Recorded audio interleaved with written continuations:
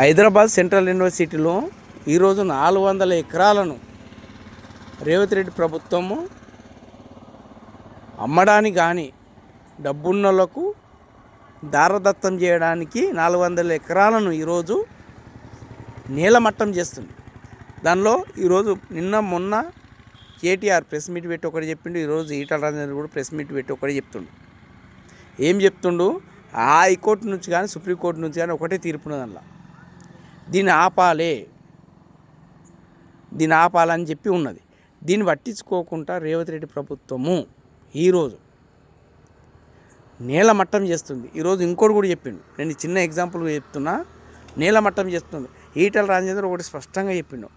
7,000 జీవరాశులు ఉన్నాయి, అందులో నెమిలీలు ఉన్నాయి, జింకలు ఉన్నాయి, ప్రతి ఒక్కటి కూడా ఉన్నది అని చెప్పి మాట్లాడాడు. నేను ఒకటి చెప్తున్నా, చిన్న ఎగ్జాంపుల్. ఇక్కడ సల్మాన్ ఖాన్ జింకను చంపిన కేసులో కోర్టుకు పోయిండు, జైలు శిక్ష అనుభవించి బయటకు వచ్చిండు. ఈరోజు నేను ఒక్కడే చెప్తున్నా, నేను చెప్పడం కాదు, తెలంగాణ ప్రజలు కూడా అదే అనుకుంటున్నారు. ఏమనుకుంటున్నారంటే సల్మాన్ ఖాన్ జింకను చంపితే జైలుకు పోయిండు.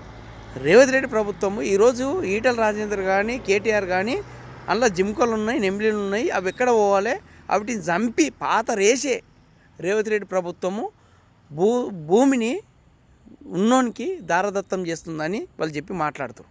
నేను ఒకటే చెప్తున్నా, ఈరోజు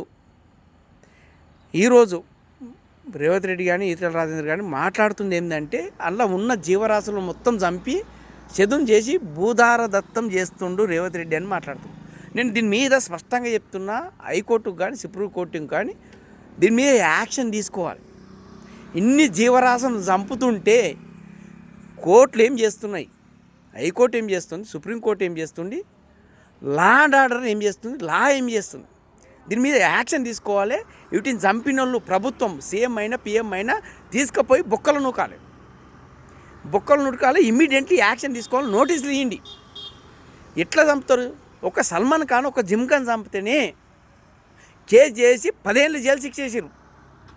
ఈరోజు 1000 జింకలు 1000 నెమిలీలు చంపిపోతే మీరు ఏం యాక్షన్ తీసుకుంటారు? హైకోర్టు కానీ సుప్రీంకోర్టు కానీ ఇమ్మీడియట్లీ యాక్షన్ తీసుకోవాలని నేను కోరుతున్నా. ప్రజలు కూడా అదే కోరుతున్నారు. ఈటల రాజేందర్ స్పష్టంగా చెప్పిండు, 7,000 జీవరాశులు ఉన్నాయి, అలా వాటిని చంపుతుర్రు అని చెప్తుండు. ఇమ్మీడియట్లీ రేవంత్ రెడ్డి ప్రభుత్వం మీద యాక్షన్ తీసుకొని జైలు వేయాలి. 100% చెప్తున్నా, దీని మీద యాక్షన్ తీసుకోవాలని సుప్రీంకోర్టును కానీ హైకోర్టును కానీ నేను అప్పీల్ చేస్తున్నా. ఇమ్మీడియట్లీ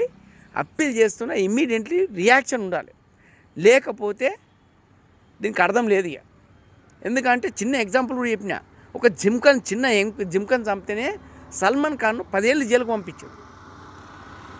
ఈరోజు 7,000 జీవరాశులు ఉన్నాయి, అందులో జింకలు 1000 ఉన్నాయి, నెమిలీలు 1000 ఉన్నాయి. అందులో దీని మీద యాక్షన్ తీసుకోవాలని నేను కోరుతున్నా, సుప్రీంకోర్టును కోరుతున్నా, హైకోర్టును కూడా కోరుతున్నా.